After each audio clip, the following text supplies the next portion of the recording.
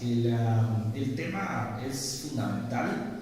La integración centroamericana es un elemento y una herramienta para poder lograr el desarrollo de los pueblos centroamericanos. Ya no es una cuestión solamente política, sino es una cuestión económica y es una cuestión de desarrollo.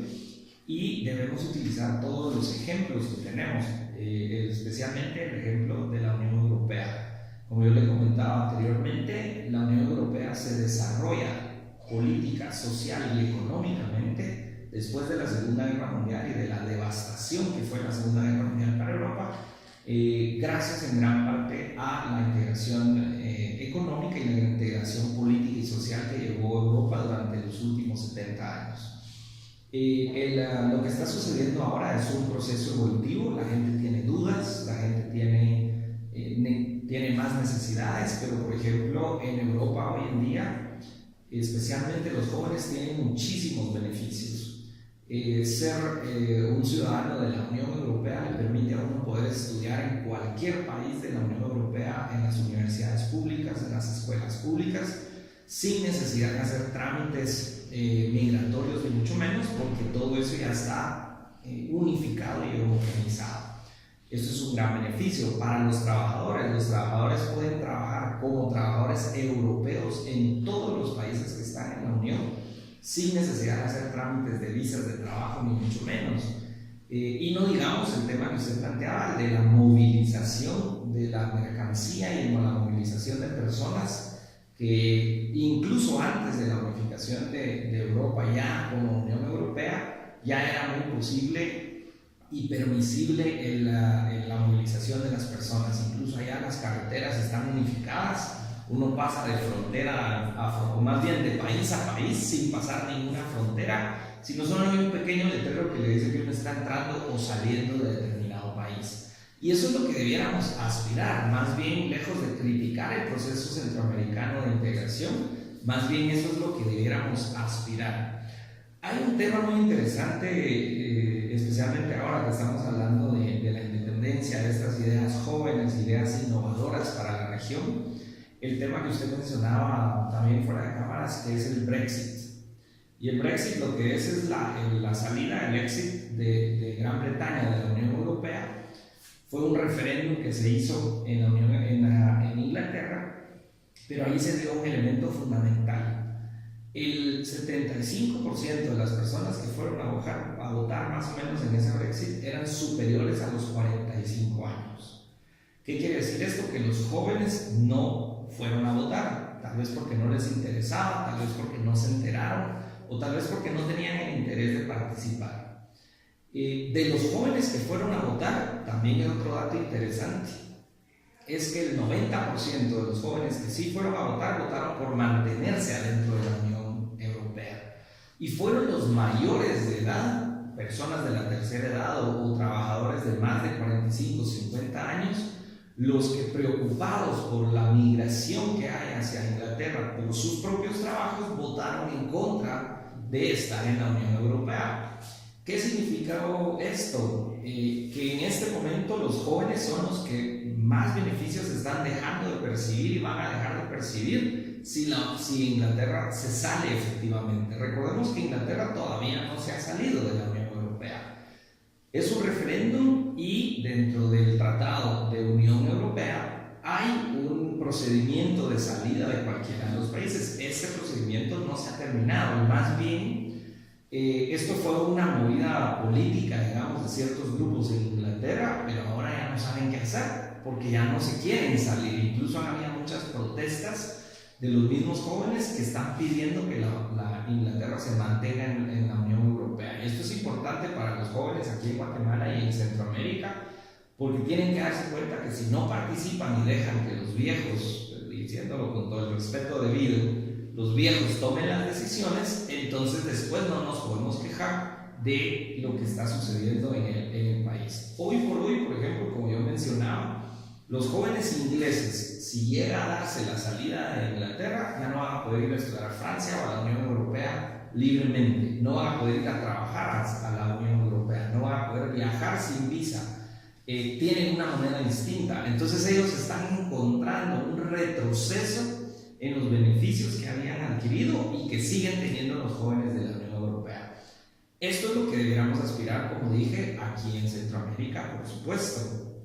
Hay unificaciones, hay tratados, yo le puedo decir que hay tratados prácticamente de homogeneización en todos los aspectos, desde lo económico, lo educativo, lo cultural, lo social, lo ambiental, lo político, lo aduanero. Hay tratados firmados por los presidentes a lo largo de estos últimos 30 años aproximadamente, cuando se retoma el proceso de integración en forma formal, para la redundancia. Y el problema es que los estados nacionales son los que se han estado negando y han estado obstaculizando que se lleven a cabo y se pongan en práctica todos estos tratados que ya están firmados. No es necesariamente culpa del proceso de integración como tal, porque recordemos que el proceso de integración sí lo tiene que llevar a cabo el Parlamento Centroamericano, el SICA, la Secretaría General y demás, pero sin el apoyo de los gobiernos locales, simple y sencillamente no avanza a la velocidad que debiera avanzar. ¿Qué sucede con la integración económica que no se ha podido dar por completo y cómo esto, qué relación tiene en este caso con el proceso, cómo avanza el proceso en este sentido? Bueno, ¿a qué se refiere con que no se ha dado la integración económica? Hoy por hoy, Guatemala, el mercado común centroamericano, que es, dicho sea de paso, el mercado más grande para los productos centroamericanos, especialmente los guatemaltecos. Guatemala es la que más beneficios obtiene, creería yo, de un mercado común con Centroamérica.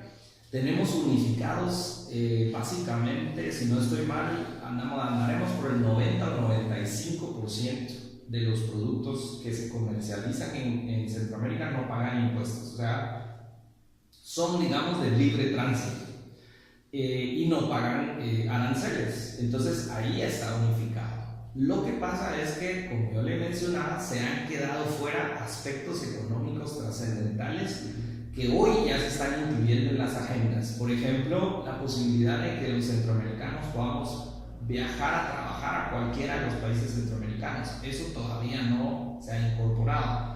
El hecho de que los estudiantes puedan ir a las escuelas públicas y a los colegios y haya una unificación de pensums de estudios para todo el mundo, para facilitar la posibilidad de que los padres y de que los niños puedan viajar a todos lados. En este momento, si un padre o una persona la traslada a otro país en Centroamérica y se tiene que llevar a su familia, al llegar al otro país, lo suben o lo bajan de grado dependiendo de qué piense el país. Cuando viene a Guatemala lo vuelven a subir o a bajar de grado, como que si la educación primaria o incluso la secundaria tuviera tantas diferencias en cuanto a matemáticas o en cuanto a física.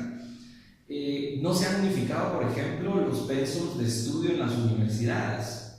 Y yo siempre bromeo diciendo que si un nicaragüense o un costarricense pues tiene el apéndice en otro lado, por ahí, entonces una apendicitis no la puede tratar un médico guatemalteco en Costa Rica porque allá se trata de una forma distinta, ¿no? O sea, la medicina puede tener ciertos avances, pero la medicina en general, básicamente somos seres humanos y todos estamos en las mismas condiciones.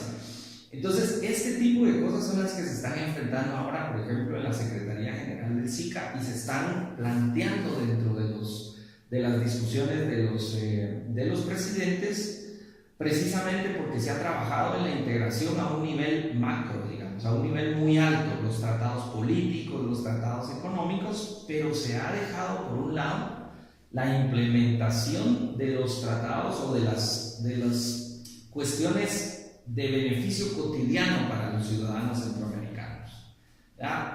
Yo, por ejemplo, viajé recientemente a El Salvador. Y cuando uno entra por avión a El Salvador, hay una cola para extranjeros y otra cola para salvadoreños. Y a nosotros los centroamericanos nos mandan a la cola de extranjeros. O sea, ni siquiera en el aeropuerto hay una concepción y una visión de que como centroamericanos nos deben tratar como nacionales.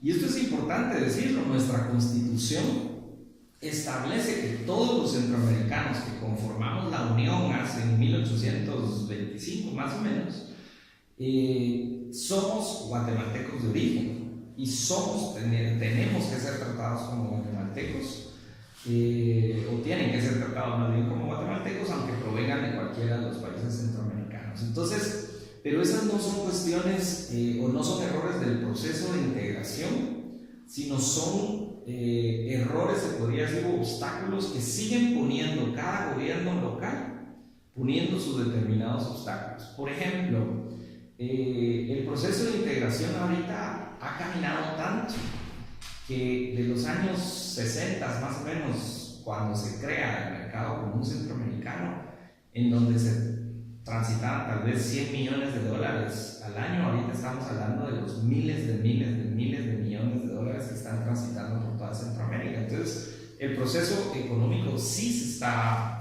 dando. Digamos, CELA más bien tiene procesos de integración vinculados más con México que con el resto de Centroamérica, pero recordemos, ahora la visión que se está implementando es que el sur de México lo debemos integrar más bien a Centroamérica, porque tiene más cuestiones similares a Centroamérica que a propio México. Entonces esa es un poco la visión. Pero por ejemplo, del lado de Chiquimula, digamos, en Chiquimula hay un proceso de integración social, económico y político permanente. La gente va y viene de la frontera sin papeles, sin pensarlo, sin pedir permiso. La gente viene, por ejemplo, a los hospitales de Esquipulas y a los hospitales de Chiquimula, vienen de Honduras y de El Salvador, porque los hospitales que están en esos lugares son mejores que los que tienen en el propio Salvador o en Honduras. Y ahí hay un proceso de integración social. De hecho, ¿verdad?, las personas ya se integraron, más bien ahí las instituciones son las que se han quedado rezagadas a la realidad que se está viviendo, y eso es un poco también lo que está sucediendo en el proceso. Se está tratando de impulsar ese proceso para que alcance a la realidad guatemalteca y a la realidad centroamericana. Lo que le quería comentar es que miremos lo que está sucediendo en Nicaragua. Nicaragua bloqueó el paso en sus fronteras por la situación de crisis que estaba viviendo. Pero eso no es algo que tenga que ver con algo negativo del proceso de integración. Eso es una crisis nacional que está pues obstruyendo, digamos, el paso, pero los tratados siguen vigentes, todo sigue vigente. De hecho, más bien son las instituciones de la integración, el SICA, el CIECA, que están haciendo esfuerzos para sobrepasar ese bloqueo, pero por ser un bloqueo de una crisis nacional, no es una crisis centroamericana, es una cuestión temporal. Exactamente. En el tema ya directamente político, con las OLIDES, entiendo que trabajan una serie de acciones y de proyectos con el objetivo de formar políticamente a la población, principalmente a los jóvenes. ¿Cómo están desarrollando estos procesos actualmente en el marco previo de una elección política? Bueno, en dos vías. ASOLIDES es una entidad, es una asociación privada no lucrativa. Yo diría que es apartidista, pero no es apolítica, digamos. Creo que ningún ser humano es apolítico, ¿verdad? Y nos dedicamos más que todo a dos temas, que es la formación cívica, político-social, especialmente de los jóvenes, y la otra es la incidencia político-social. La incidencia es implementar nuevas formas de resolver viejos problemas. Por ejemplo, muchas veces nosotros estamos acostumbrados a tratar de hablar con el presidente de la República para tratar de solucionar un problema determinado, y pasamos meses tratando de conseguir una cita con el presidente, y cuando realmente no la da, el presidente nos dice: mire, eso no es función mía, eso es función del alcalde, ¿verdad? Pero nosotros todavía seguimos en la concepción de que el presidente es quien nos puede resolver un problema determinado.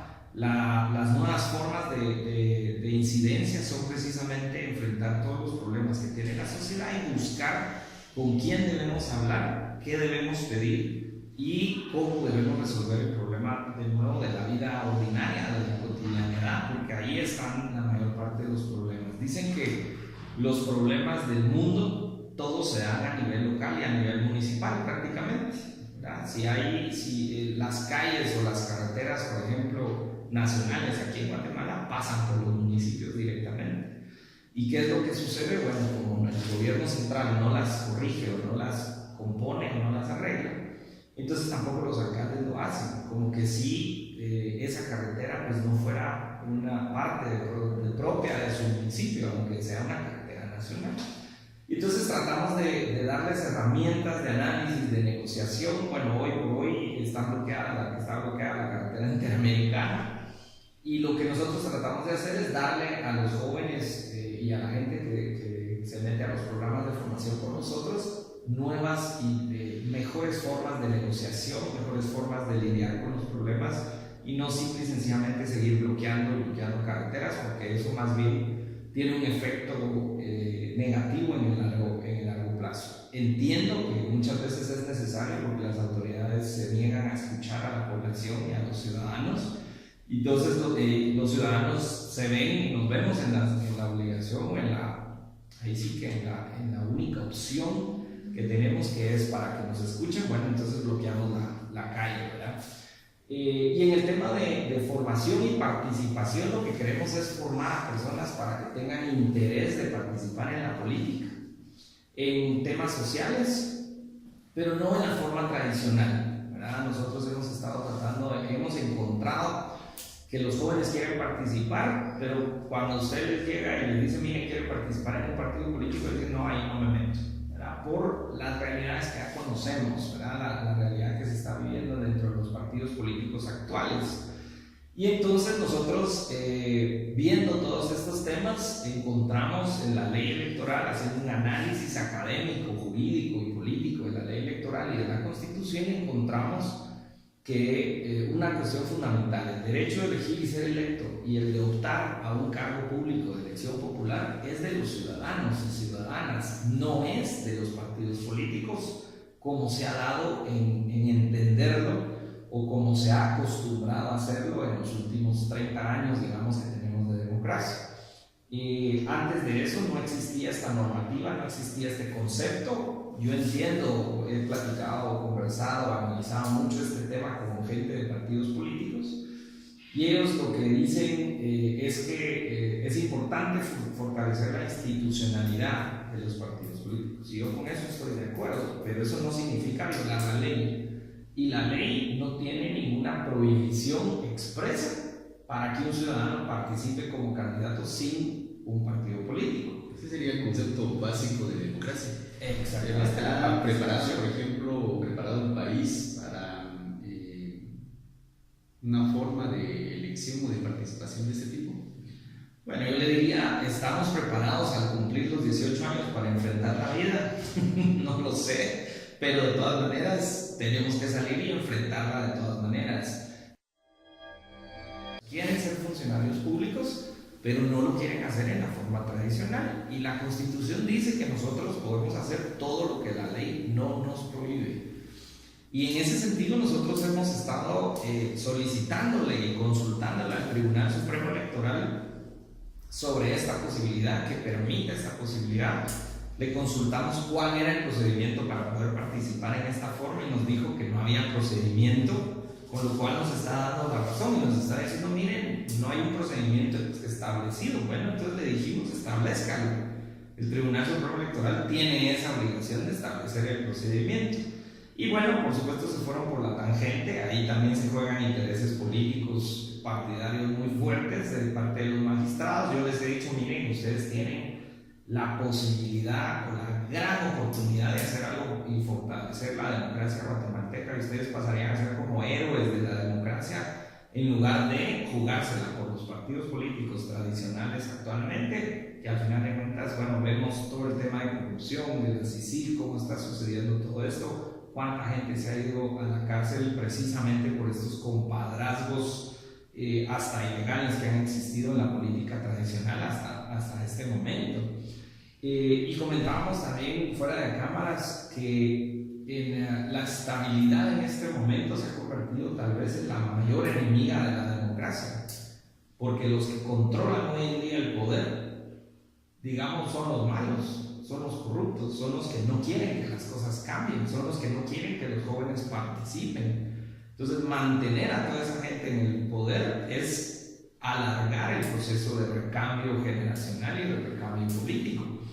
Pues yo no estoy diciendo que haya un rompimiento constitucional, ni mucho menos, al contrario, la Constitución tiene mecanismos legales para que haya recambios jurídicos y políticos sin necesidad de romper el orden constitucional, pero le tenemos miedo a utilizar esos mecanismos. Y en otros países, yo siempre cito el tema, por ejemplo, de Ecuador. Ahí cambiaron presidentes, creo que 3 o 4 o 5 veces en un término de 5 años, una cosa así, de pocos años, hasta que llegó y participó un candidato que fue el presidente Correa, digamos, en el tema, cuando él participó sin partido político, él participó en forma individual como candidato presidencial y ganó las elecciones y sacó, digamos, al Ecuador de la crisis en la que estaba viviendo. Posteriormente, bueno, creo que muchas personas se obnubilan con el tema del poder y entonces eso ya es otra cosa, pero la primera fase del éxito económico y político de Ecuador fue precisamente que el Tribunal Supremo y el sistema permitió que la gente participara de una forma novedosa, independiente de los poderes tradicionales. Y eso es un poco lo que estamos concientizando, lo que estamos impulsando. Por supuesto, como le digo, hay resistencias a los cambios, ¿verdad? Nos da miedo esos saltos al vacío porque estamos acostumbrados a hacer algo de determinada forma, pero siento que los jóvenes lo entienden perfectamente bien, mientras que las otras personas mayores empiezan a hacer cuestionamientos, pero ¿cómo va a funcionar? Pero habría mucho problema, van a haber muchos candidatos, pues si eso es lo que queremos que haya. Tratando de concretizar ahorita, que venga a comentarnos su experiencia un joven diputado de El Salvador, que dicho sea de paso es el primer diputado electo como independiente, sin partido político en El Salvador, y fue electo en marzo de este año. Entonces es una experiencia interesante que nosotros queremos compartir con los jóvenes. Vienen otros jóvenes de Centroamérica y de otras partes del mundo a comentar un poco sus experiencias, y la idea de un foro final que va a haber en el evento es un foro precisamente de jóvenes líderes y lideresas del país y algunos centroamericanos para discutir sus visiones de cómo ven ellos el proceso de desarrollo de Centroamérica, qué deberíamos incorporar para producir más empleos para los jóvenes. Se calcula que hay en este momento 1 millón de jóvenes desempleados o subempleados, digamos, que no tienen un trabajo formal, y esto se va a seguir multiplicando a una cantidad de más o menos 120 o 130 mil jóvenes que se gradúan del colegio todos los años, solo en Guatemala, no digamos de Centroamérica, y que entran a la economía sin posibilidad y sin oportunidades de conseguir un empleo formal. Entonces esto debe ser una preocupación, y lo que queremos es un poco impulsar y conocer cuál es la perspectiva del desarrollo desde el punto de vista de los jóvenes, porque siempre se habla de plantearles un proyecto para los jóvenes, pero nunca se les pregunta qué es lo que los jóvenes piensan propios en sus mentes del propio proceso de desarrollo, y eso es lo que queremos hacer. Como le digo, esto es el 25 de septiembre, las inscripciones van a estar abiertas ya en la página de Fundación Esquipulas, por internet para conseguir entradas, y si no, pues directamente en el evento, pero sí sugiero que reserven el espacio porque se nos está llenando, gracias a Dios, bastante bien. Gracias al licenciado Carlos Cerezo por la visita, por el tiempo para la entrevista, y les invitamos a ustedes a seguir siempre atentos a nuestras redes sociales y a lavozdeshela.com, a la edición digital que publicamos todos los días. Gracias por su atención.